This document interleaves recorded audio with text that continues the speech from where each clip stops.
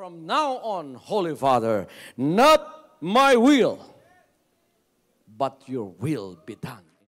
I said, Father, you have chosen me. Give me the strength to obey. I will follow you no matter what it takes. If you know me, you cannot be neutral about me. Either you will hate me or you will love me. Because there is only one important business in the world. It is the business of salvation.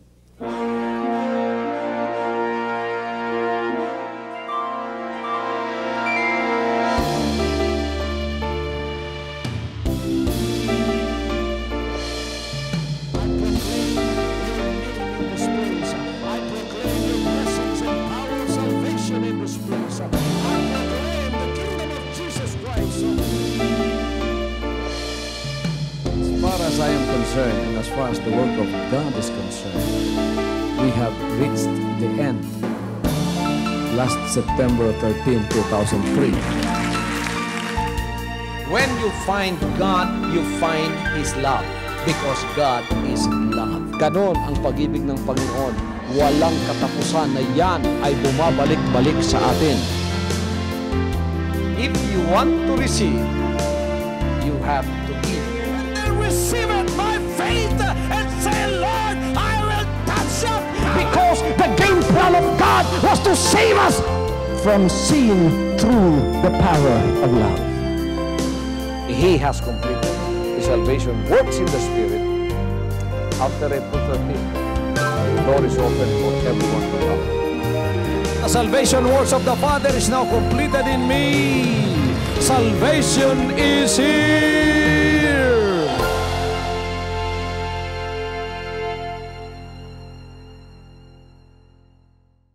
Totoo ba ang Holy One? Yes. Ang Holy Three? Yes. Hindi paninira kung sasabihin mong wala. Kasi kung meron, maniniwala ako. Pero may ebidensya. Sabagkat scriptural na pagtuturo ito, ang scripture o mga salita ng Diyos, ang siyang magpapatotoo kung ang itinuturo ng isang tao ay tama o mali. Sa Diyos o hindi, sa diablo o sa Diyos. Pagka nasa kasulatan, sa patotoo ng 2 o 3 saksi, tanggapin mo ang pagtuturo at aral na yan. Sa Diyos yan. Pero pagka wala ni isa man, isumpa mo, huwag kang matakot, sapagkat hindi sa Diyos yan. Ngayon, tingnan natin mga kapatid, sa pamamagitan ng mga kasulatan, kung may Holy One nga ba o Holy Three.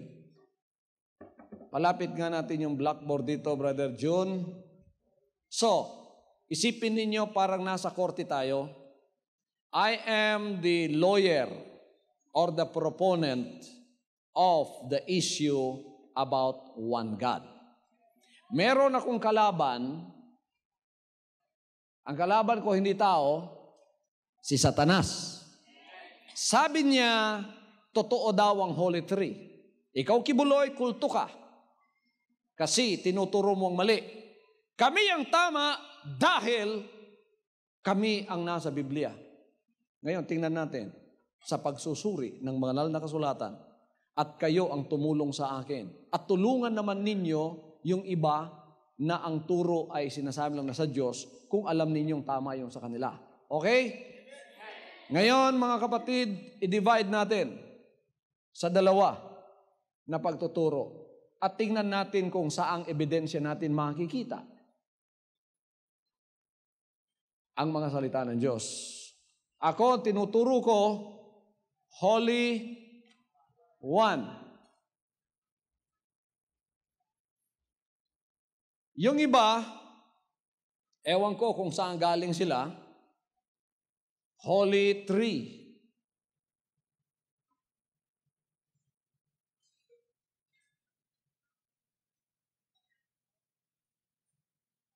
O ang pinaka popular na tawag nilang Holy Trinity.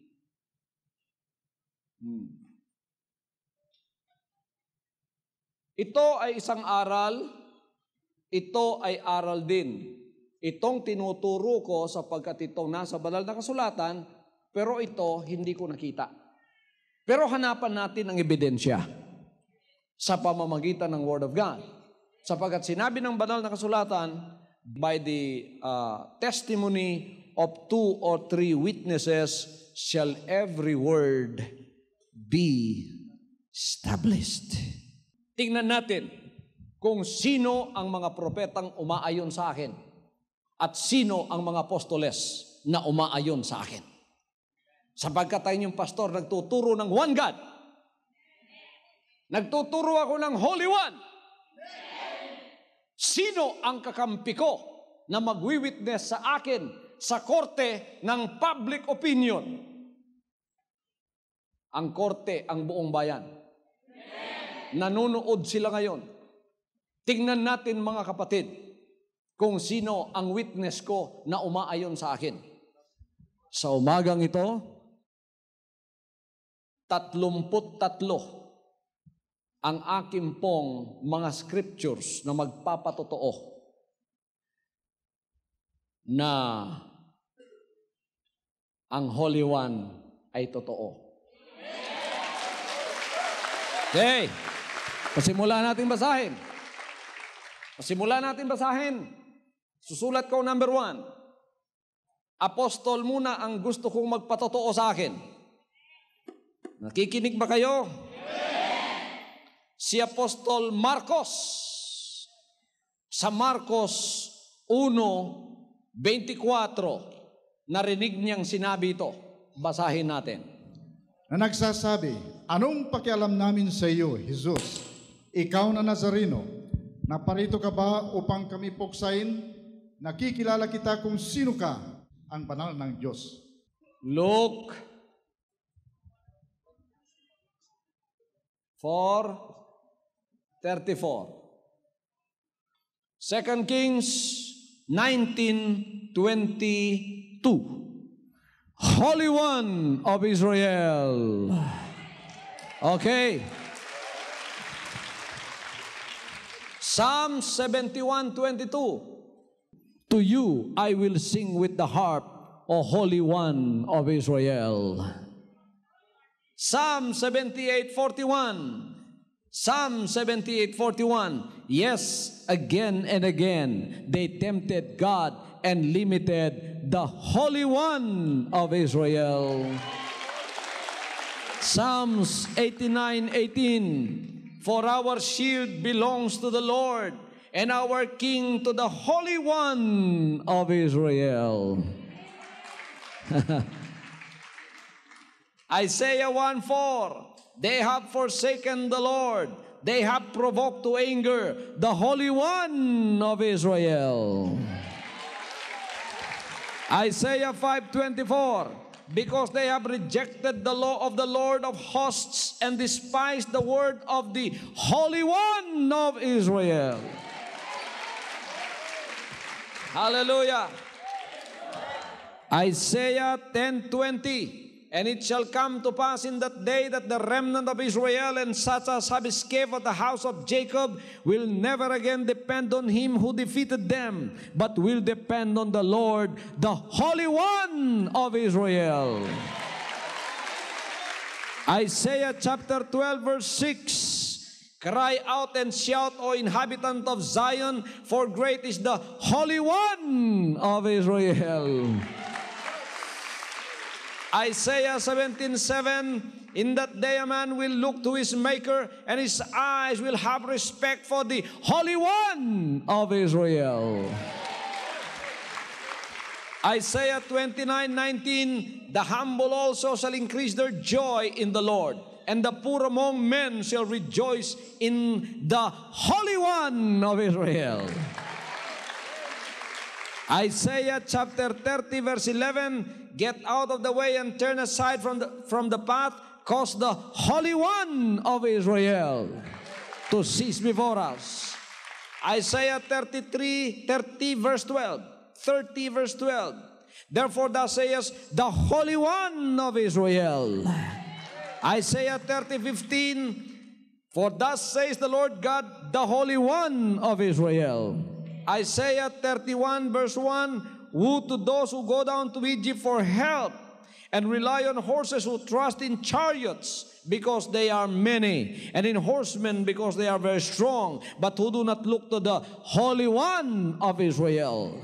Isaiah 37:23, Holy One of Israel. Isaiah 41:14, Holy One of Israel. Isaiah 41:20, Holy One of Israel. Isaiah 43 verse 3, Holy One.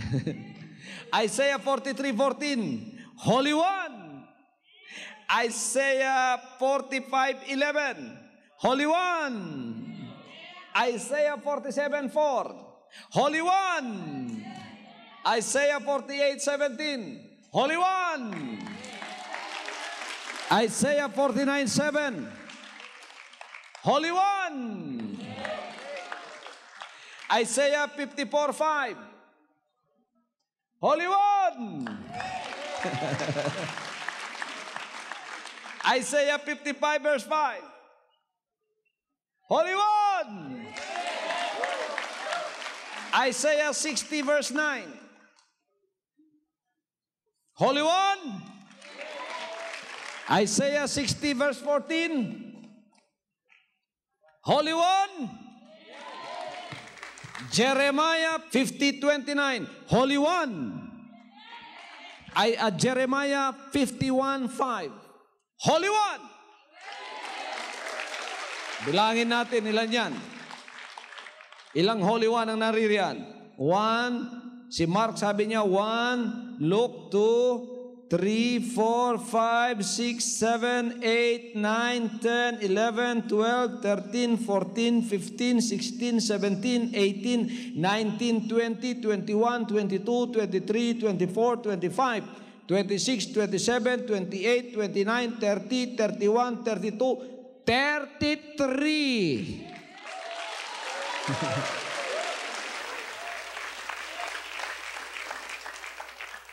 Ngayon, mga kapatid, tingnan natin kung may ebidensya sa banal na kasulatan na may Holy Three. Baka meron. Sige, hanapin ninyo. Sige na. Kahit isa lang. Nakikinig kayo, kayong mga proponent o abogado ng Holy Three? Talagang mapapahiya kayo. Sino ngayon ang kulto? Mga kapatid, sino ngayon ang kulto? Ang nasa Biblia o ang wala? Buong Pilipinas, makinig po kayo sa akin. Hindi ko po sinasacrilege itong inyong mga pagtuturo, sapagkat ako po ay sinserong naghahanap din ng katotohanan. Sinasaliksik ko po ang banal na kasulatan. Ito ang pinagmulan ng ating pananampalataya. Ito ang pinagmulan ng ating paniniwala. Kaya kailangan tayo ay nakaangkla sa mga paniniwala na ang kinasasaligan na pundasyon ay ang mga propeta, ang mga apostoles at si Jesucristo ang siyang panulukang bato.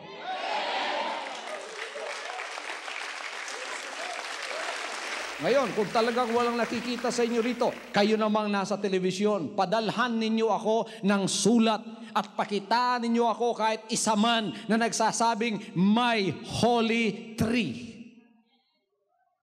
At bukas na bukas, kasama ko na kayo kahit 33 pa yung ebidensya ko. Ngayon, kung hindi po ninyo makita yung ebidensya ng inyong katuruan, eto ang sa inyo, malaking kamatis.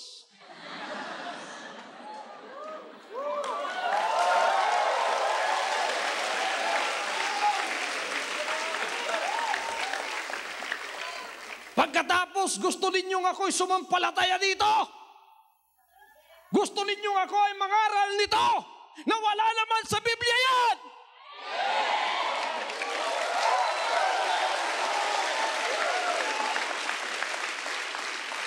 Paano akong haharap sa bayan ng Diyos at pagkatapos lilinlangin ko sila at tuturuan ko sila at ihohokus-pokus ko sila na yan ay nasa banal na kasulatan samantalang yan ay wala? Kaya palagi ninyong pinatotohanan sapagkat wala talaga yan.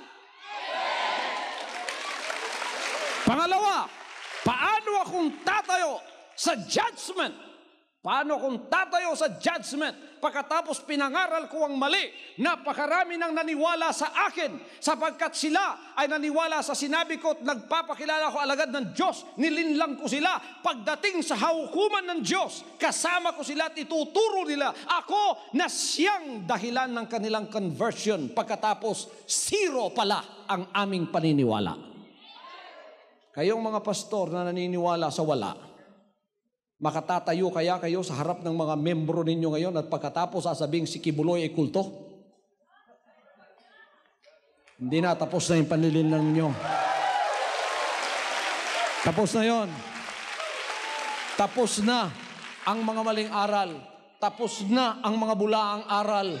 Tapos na ang mga bulaang apostol. Hallelujah! Mga kaibigan at mga kapatid, magsibalik na tayo sa turo ng banal na kasulatan.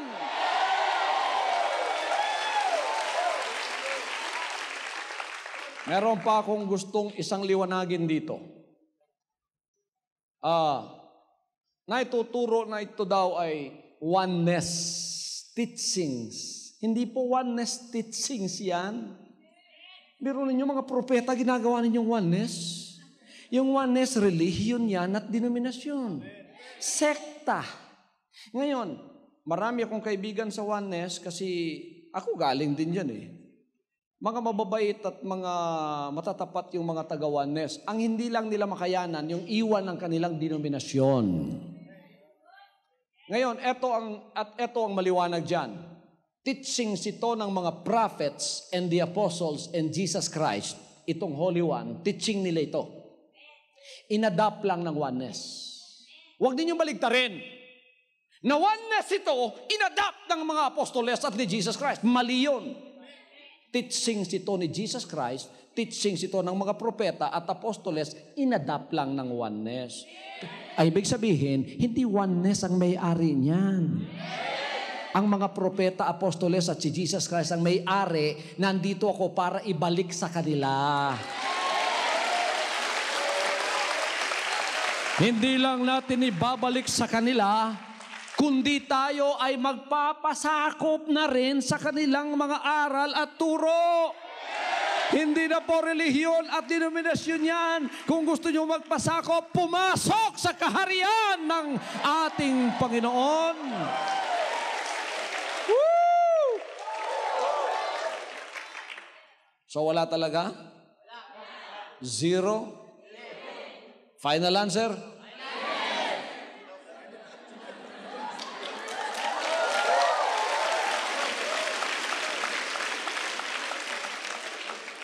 Ito pala mga kapatid ang weakest link.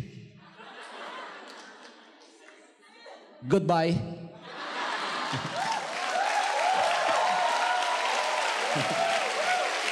Woo! Goodbye. Ito ang totoo. Nakabase sa banal na kasulatan. Ngayon, okay na to? Nakakuha na ninyo? Paki-erase, Brother John. Nandito na naman. Erase mo na lahat. O yan ang unang issue natin, ha?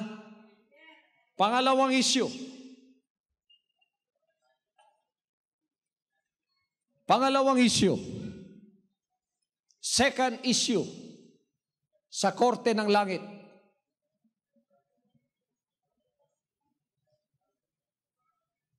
Punta naman tayo sa baptism.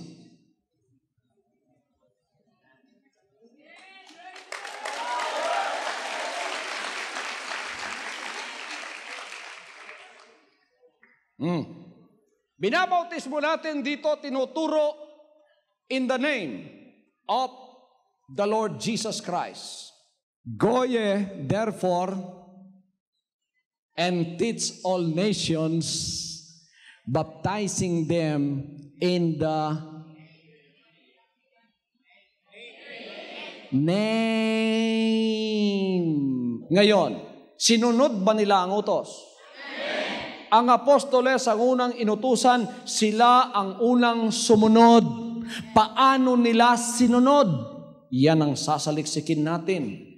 Tingnan muna natin ang sinabi ni Pedro sa mga Gawa, Kapitulo 2, 37 hanggang 38.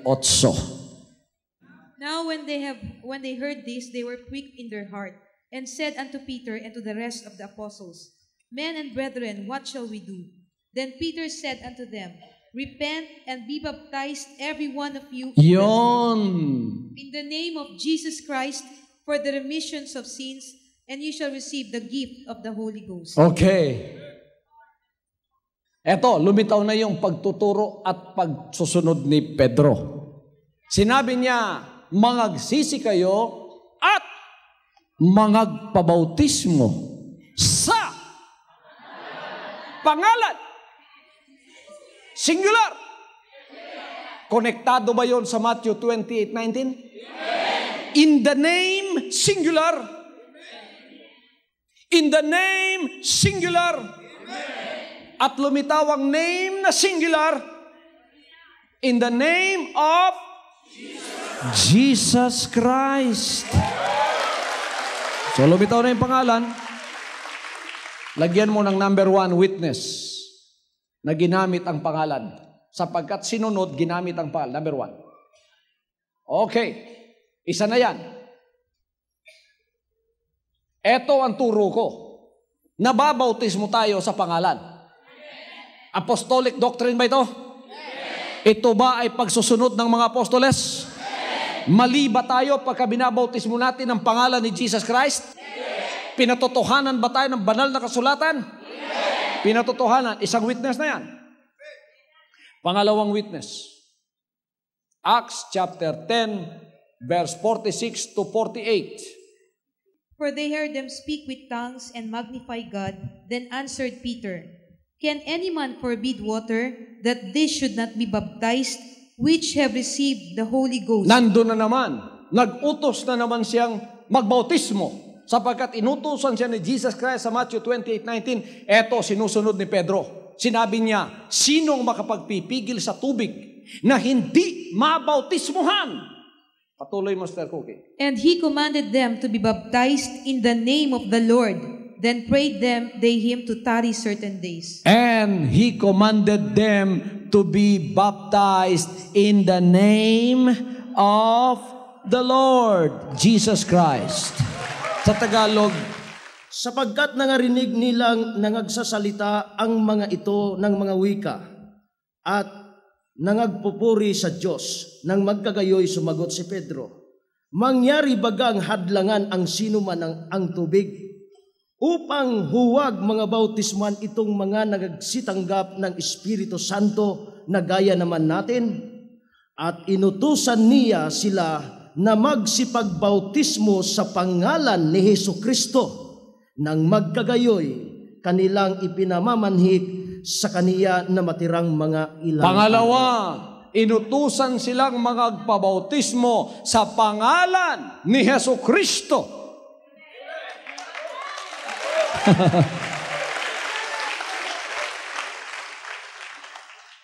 Okay, pangatlo, sinunod ba talaga nila? Si Pedro lang ba ang sumusunod? Hindi. Pati si Pablo ay sumunod na rin. Mababasa natin sa Acts chapter 19, 1-5, nang matagpuan niya ang mga disciples ni John the Baptist na bininyagan, binotismuhan na, pero kulang. Kaya't sila inutusang muli. Basahin natin sa Acts chapter 19, verses 1-5. And it came to pass that while Apollos was at Corinth, Paul, having passed through the upper coast, came to the Ephesus, and finding certain disciples, he said unto them, Have you received the Holy Ghost, since ye believe? And they said unto him, We have not so much as heard whether there be any Holy Ghost. And he said unto them, Unto what then were you baptized? And they said, Unto John's baptism. Then said Paul, John verily baptized with the baptism of repentance, saying unto the people that they should believe on him which should come after him, that is, on Christ Jesus. When they heard this, they were baptized in the name of the Lord Jesus. Ito ba ay turo ng mga apostoles? Pablo at Pedro ang mga witness ko sa korte ngayon ng isyong ito ng bautismo. Ngayon, kayong mga abogado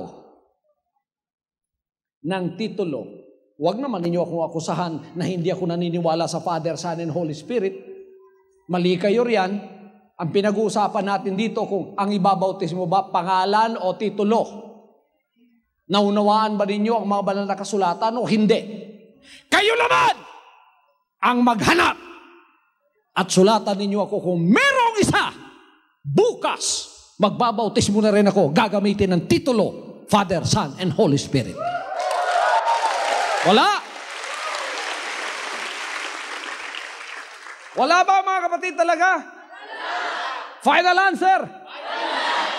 Final answer? Yan, malaking kamatis. Malaking kamatis. Okay? Tingnan natin ang Efeso 4:4. There is one body and one spirit, even as you are called in one hope of your calling, one Lord, one faith, one baptism. One Lord? Malaking kamatis yan. Wala yan mga kapatid. Yan ay pag-uulit-ulit sa utos. Ito ang pagsusunod sa utos. Pagkatapos gusto ninyo, ito na naman ang sundin ko na formula ng bautismo. Pagka hindi ko sinusunod, kulto si Kibuloy. Anong ebidensyang maipapakita ko sa mga anak ng Diyos na susunod sa akin? Dito at doon sa langit, sa paghuhukom, pagka sila ay nagturo sa akin, bakit mo binautismo? Magtatago na ako. Maghahalo na ang balat sa tinalupan. Bakit? Walang ebidensya. Kaya ngayon, mga pastor, mga ministro, na nagtuturo ng mga hocus-pocus, tapos na ang panlilinlang. Wala na. Hindi na magsisilbi yan, mga kapatid. Isang katawan, isang espiritu. Biro ninyo kung ang Father, Spirit, kung ang Holy Spirit, Spirit. Ilang Spirit? Dalawa na, di ba? Oh. Isang Espiritu. The Father, yung ating pag-aaral nung nakaraan, yan ang Holy Spirit. Matthew 1:21, yung nasa sinapupunan ni Mary, lalang ng banal na Espiritu. So, ang banal na Espiritu, ang siyang Ama. Kuhanin niyo mga kapatid? So, ang Holy Spirit at ang Father ay hindi dalawa. Siya yun. Kasi kung ang Father iba, ang Holy Spirit iba, dalawa ang tatay ni Jesus Christ. Sabi ng Matthew 1:20-21, lalang ng Holy Spirit, therefore ang tatay ang Holy Spirit. Kung ibahin mo yan, ibang personang Father, ibang personang Holy Spirit, sinong tatay ngayon? Dalawa ng tatay niya. Hindi po nagkaganon. Ang Holy Spirit ay naging tatay. Kaya tawag sa kanya, hindi na Spirit sa New Testament, Father. Maliwanag? Naliliwanagan kayo? Hindi malabo yan. Ngayon, Romans chapter 6. Know ye not that so many of us were baptized into Jesus Christ, were baptized into His death? Ulitin natin yun. Know you not? Know ye not that so many of Tayo us... lahat. Know you not? Sige, okay. That so many of us... That so many of us... were baptized into Jesus Christ. Were baptized into... Titles? Into Jesus Christ. Were baptized into His death. Were baptized into His death. Where were we baptized? Into the titles or into Jesus Christ? Yan. Sapat na bang ebidensya ito? Huwag na natin dagdagan, baka masakit na sa ulo. Bibigay ko lang sa inyo sa susunod. Ito ang patotoo na sumunod ang mga apostoles sa utos. Bakit? Naunawaan nila. Ulitin nga natin yung 24:45 ng Lucas. Then opened he their understanding, that they might understand the scriptures. Then opened he their understanding, that they might understand the scriptures.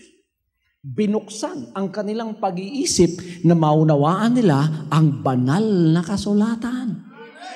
Bakit ang mga taong ito nagbabautismo sa titulo? Hindi nabuksan.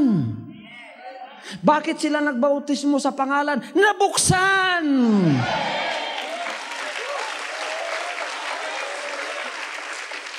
Sinong susundin natin ngayon? Ang mga apostoles?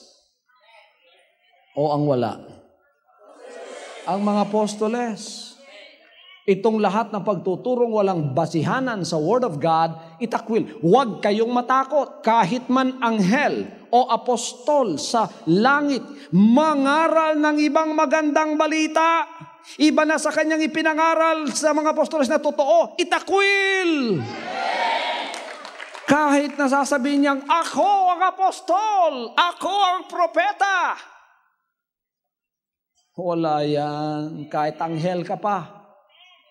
Itakwil pagka hindi tinuro ng mga apostoles. Turo ba ng apostoles ito? Totoo bang nasa banal na kasulatan?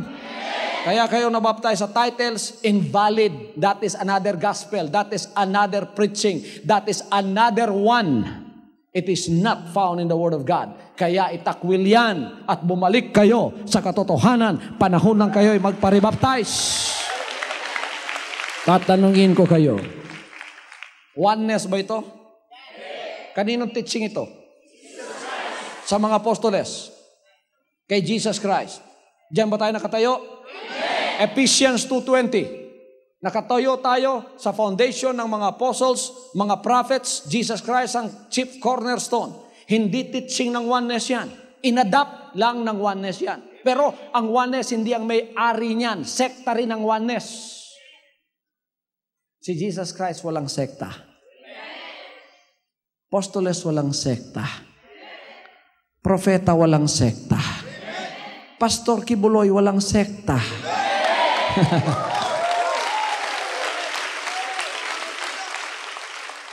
Silang lahat ay sakop sa pinangaral ng Panginoon na kaharian ng Diyos. Kaya isauli natin sa may-ari. Hindi doktrina ng oneness yan na inadapt ng mga apostoles, kundi doktrina ng mga apostoles at ni Kristo Jesus na inadapt ng mga oneness. Kaya kayong mga oneness, mababait kayo, pero huwag ninyong sabihin sa inyo yan. Matakot kayo. Hindi sa inyo yan. Isauli ninyo sa mayari. Ano ang gusto ninyong gawin ko? Kunin ko sa inyong sapilitan o isauli ninyo ng may kagalang-galang na pagsasauli? Ibigay natin ang kapurihan sa may-ari. Ibigay natin sa Panginoon ang lahat. Kaya inyo pong pastor ay hindi oneness. Ako ay anak ng Diyos.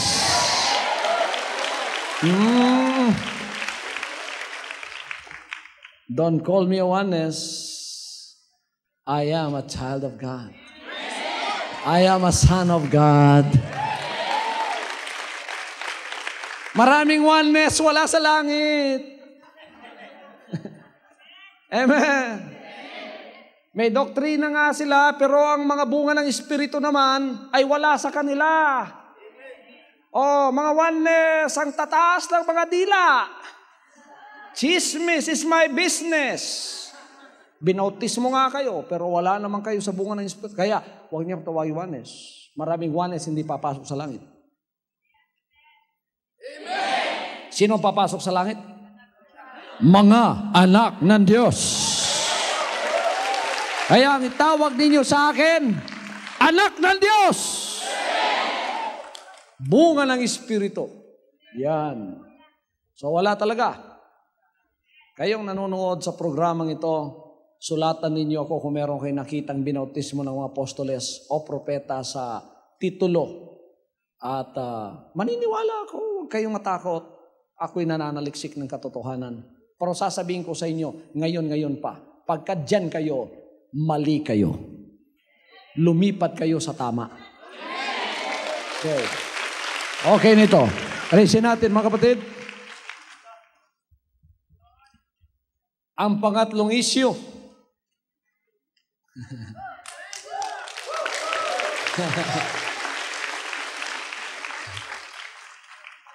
Ay ang issue ng tithes. Yeah.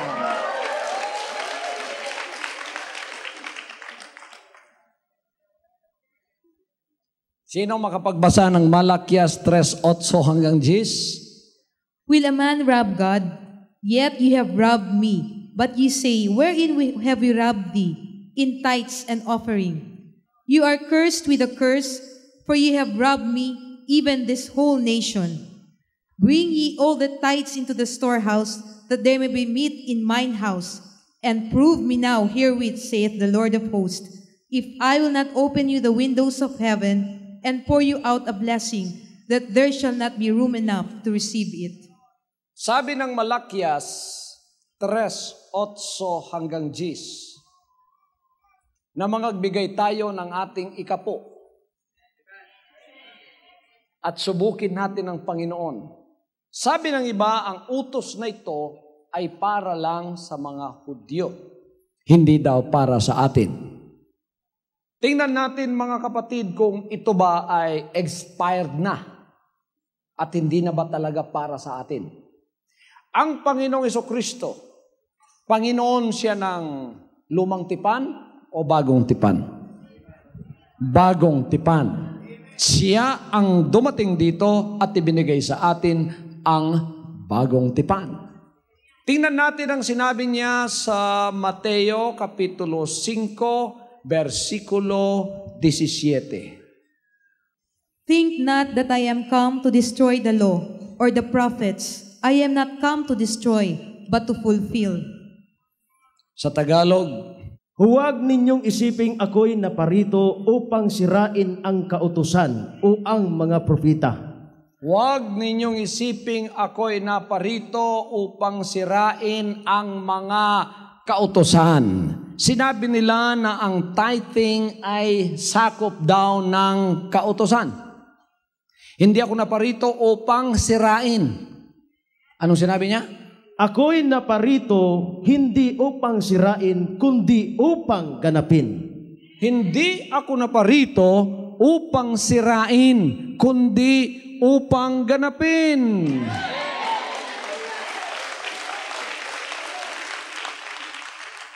Sinabi niya, liwanagin natin ito. Huwag ninyong isiping ako'y naparito upang sirain ang kautusan.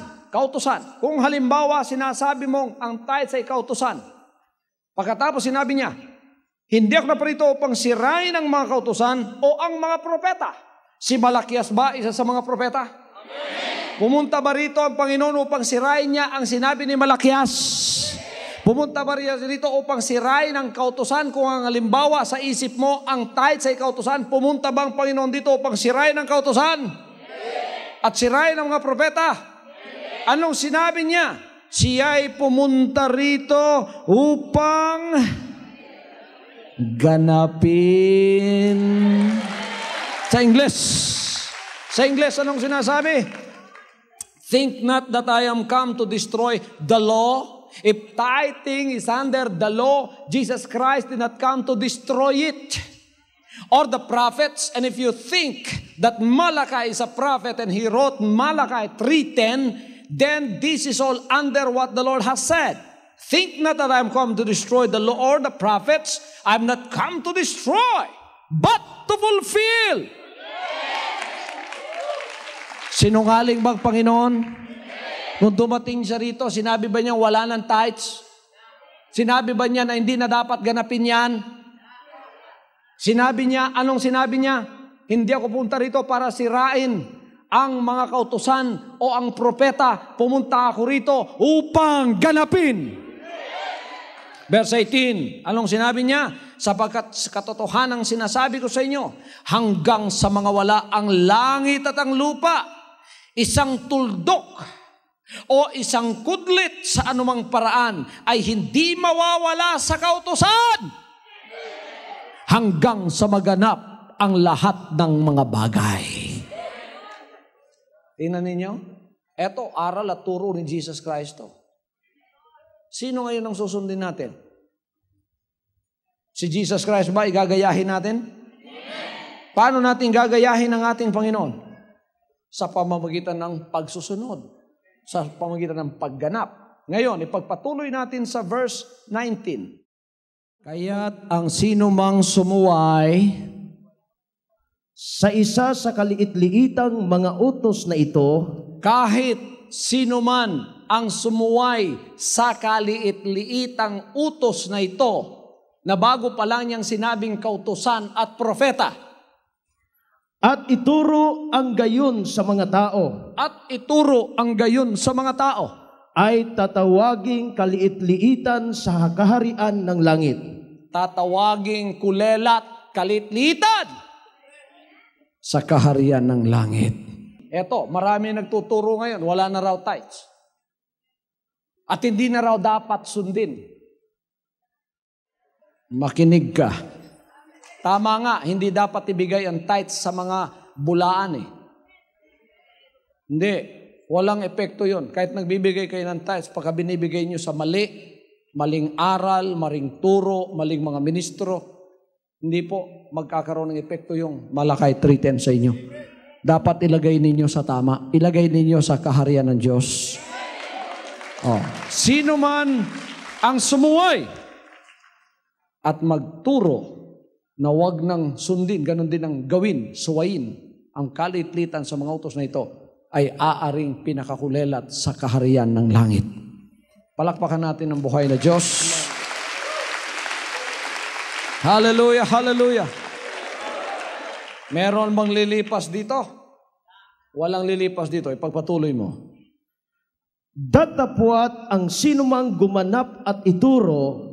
Sino mang gumanap, ginaganap ba na inyong pastor? Tinuturo ba sa inyo? Anong sabi ng banal na kasulatan? Ito'y tatawaging dakila sa kaharian ng langit. Ito'y tatawaging dakila sa kaharian ng langit. Kaya nga mga kapatid, sa akin ipinagkatiwala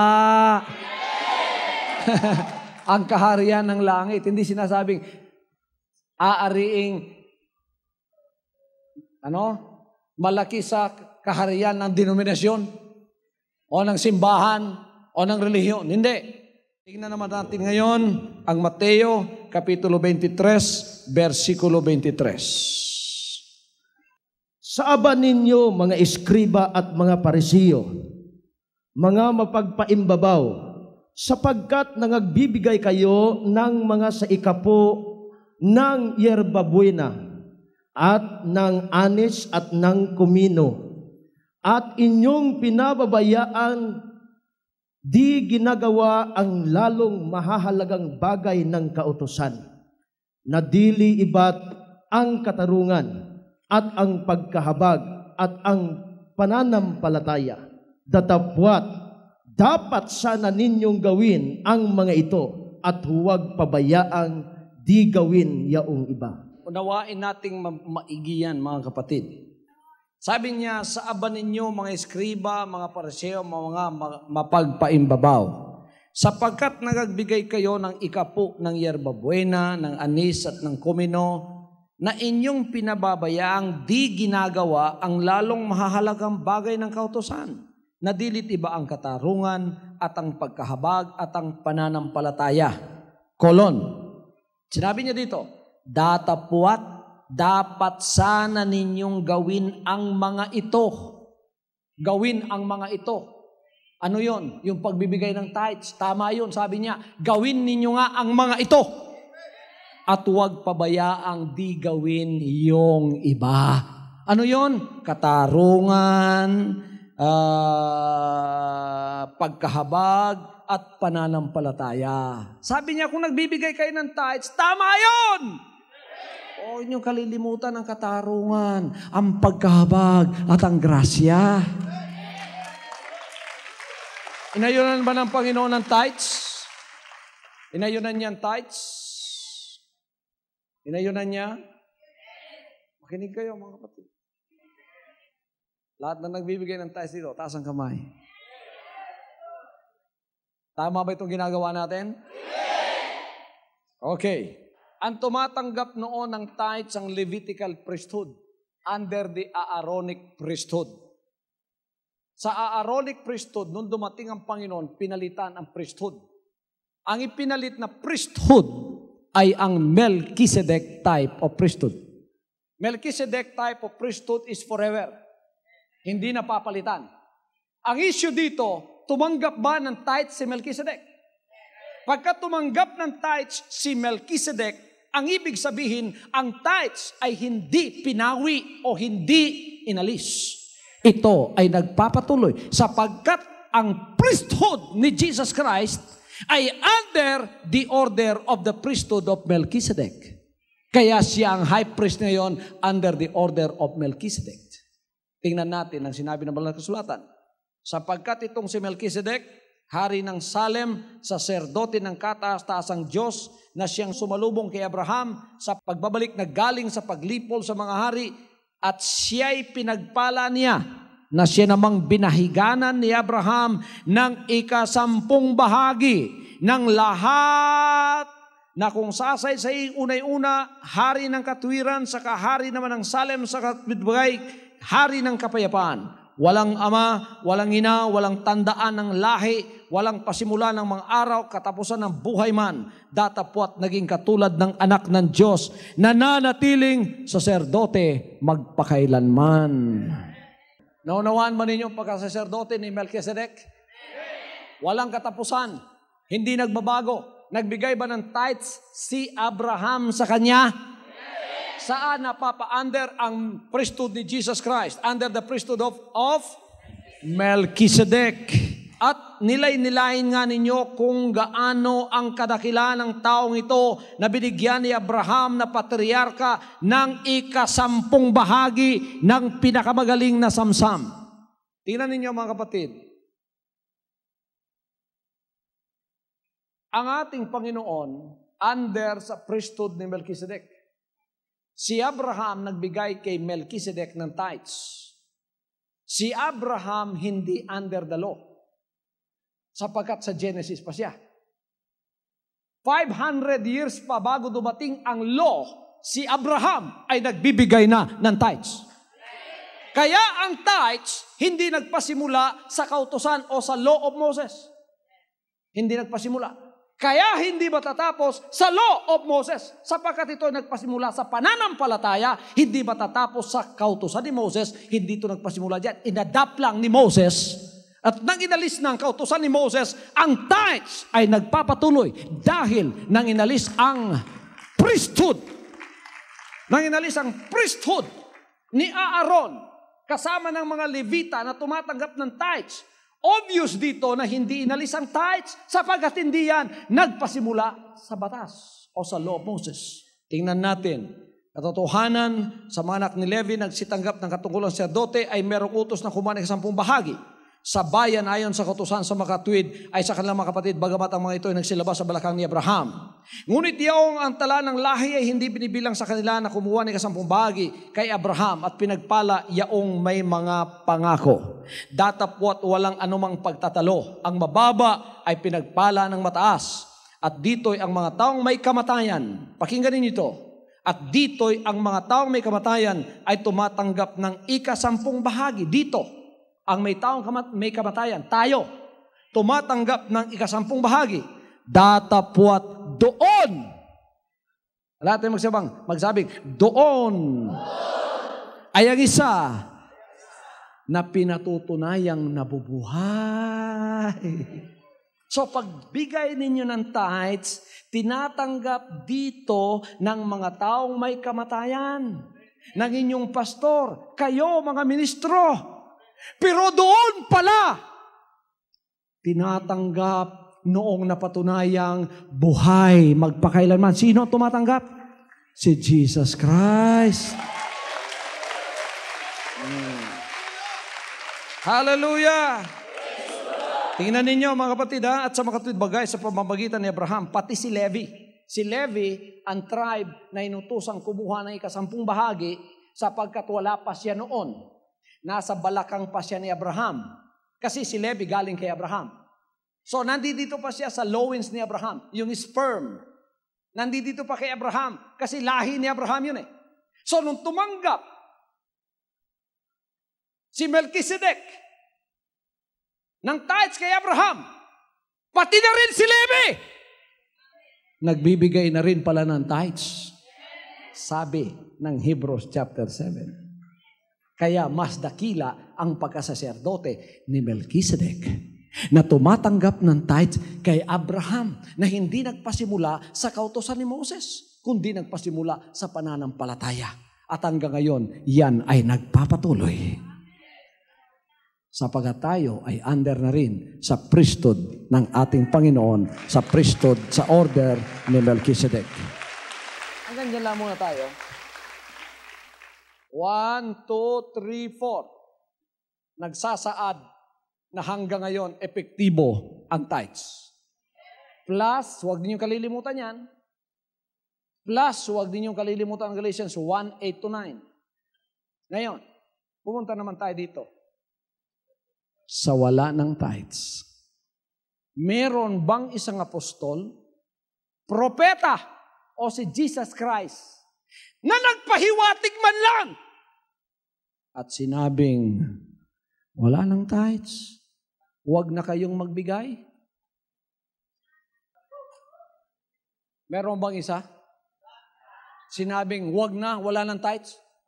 Sino nagsabi niyan? Si Talaba.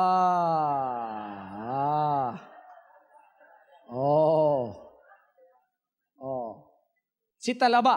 Saan niyo mababasa ang sinabi ni Talaba? Talaba, chapter 1, verse 2. Walang libro si Talaba dyan. Puro apostoles at propeta ang naririyan. Sinabi ng Panginoon, walang isang kudlit o titik na susuwayin sa kautusan o mga propeta, itong lahat ay gaganapin. Sinabi niya sa 23:23, dapat ninyong gawin yung pagbibigay ng tithes. Huwag ninyong kalimutan yung iba. Sinabi ng Hebrews, ang Melchizedek type of priesthood, which is under the order of the priesthood of Jesus Christ, is receiving tithes even before the law. It did not end up with the law because the priesthood of Melchizedek is a priesthood forever. Dito! No more tithes. Talaba chapter 1 verse 1. Ngayon, pagdating ninyo doon sa judgment, ipakukot sa inyo. Sasabihin mo ba, nabasa ko yan at narinig ko sa Talaba, sa libro ni Talaba, chapter 1 verse 1? Wala talaga? Ni nagpahiwatig man lang? Na wala ng tithes? Wala talaga? Gaganapin ba? Yung gumaganap at tuturuan ng iba, dakila sa karya ng Diyos? Yung hindi ginaganap, sumusuway, tinuturuan ng tao na hindi nasundin, ano? 0. Malaking kamatis. Final answer? This is the weakest link. Goodbye, Talaba. Wala! Woo! Hallelujah! Tatlong issue muna tayo ngayon. Papagpahingahin muna natin si Satanas sapagkat siya'y pagod na. Sapagkat akin ang nabuksan ang kanyang maskara ng panlilinlang. Ito po ay pag-aaral na nandiyan sa banal na kasulatan at ang may-ari ng katotohanan ay hindi po sekta, si Jesus Christ, ang mga apostoles at propeta ang siyang ating sinasandigan bilang foundation. Sinabi nga ni Jesus Christ, I am the way, the truth, and the life. No man goes to the Father but by me. Anong sinabi niya sa John 5:39? Saliksikin ninyo ang mga banal na kasulatan sapagkat iniisip ninyong nasa kanila ay meron kayong buhay na walang hanggan at sila ang nagpapatotoo tungkol sa akin. Woo! Kaya akala ninyo kung sinisiraan ninyo si Pastor Kibuloy, mako-convert ninyo ang mga anak ng kaharian sa inyo? Hindi. Lalo kaming tumitibay. Lalong napatotohanan na kami ay nasa katotohanan. Gusto ninyo kaming ma-convert? Gusto ninyo ma-convert ako at ang lahat ng anak ng kaharian ng Diyos dito? Magturo kayo ng mas maliwanag pa sa tinuturo ko. At may pagsusunod. At may pagsisisi. At may pagbabago. At hindi relihiyon. Huwag ninyo kaming papasukin sa relihiyon. Tapos na kami riyan.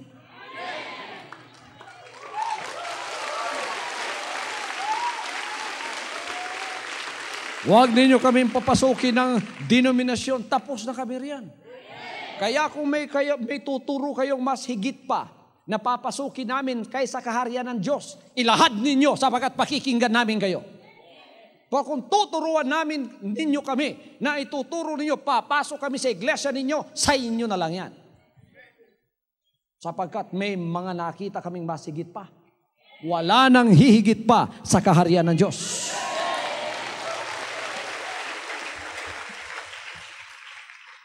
Tumayo tayo at hawakan ninyo ang inyong TV sets, mga kapatid, sa pangalan ni Kristo Jesus, anak ng Diyos. Harinawang ang mga pagtuturo at mga aral na inyong napakinggan sa mga sandaling ito, sa programang ito, ay nakapagbigay sa iyo ng kaliwanagan. Sumulat ka sa address na naka-flash sa inyong screen. Welcome ka kung sino ka man, saan ka man, at ano ka man. Welcome ka sa kaharian ng Diyos. Walang discrimination dito. Walang relihiyon dito.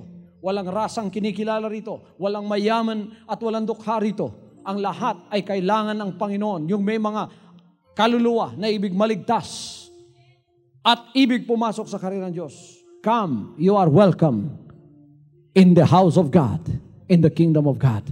Hawakan natin ang katotohanan. Sulatan ninyo ako sa mga address na naka-flash sa inyong screen kung paano kayo maging covenant member o membro ng kaharian ng Diyos dito sa lupa. Panghawakan ninyong katotohanan sapagat ito pong mga pangangaral na ito, it is not designed to hurt anybody but Satan. We will hurt Satan and we will destroy the works of Satan, which is deception, which is lies, and the fruits of the flesh. Yan po ay ating itatabi upang makapaghari ng tuluyan ng Panginoon. Ang inihiling po niya, magsisi tayo ng ating mga kasalanan upang mabigyan tayo ng kaloob ng isang bagong espiritu at makapamuhay na may relationship sa Kanya bilang siyang ating Ama at tayo ang Kanyang mga anak. Hallelujah.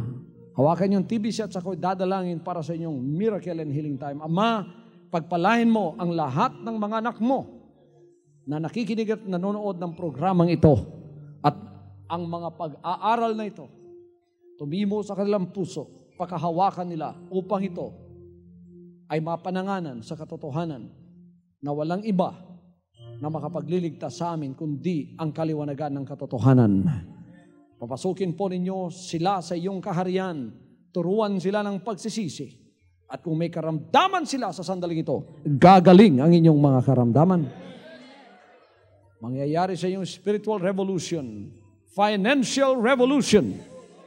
Of all the blessings of God, I commend it for you in Jesus' mighty name.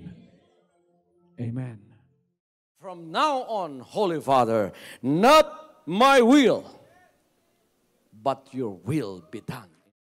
I said, Father, you have chosen me. Give me the strength to obey. I will follow you no matter what it takes. If you know me, you cannot be neutral about me. Either you will hate me or you will love me. Because there is only one important business in the world. It is the business of salvation.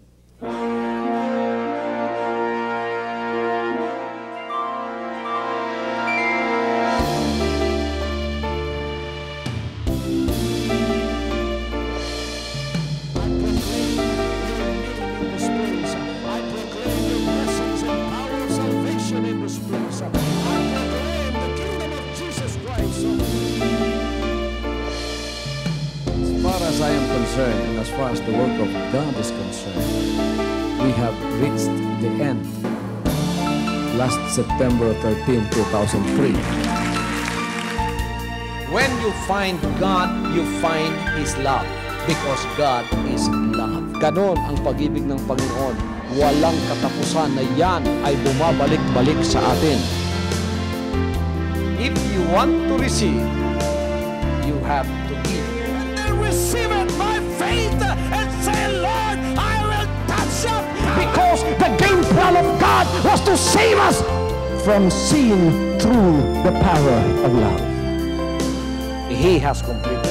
His salvation works in the Spirit. After April 13, the door is open for everyone to come. The salvation works of the Father is now completed in me. Salvation is here.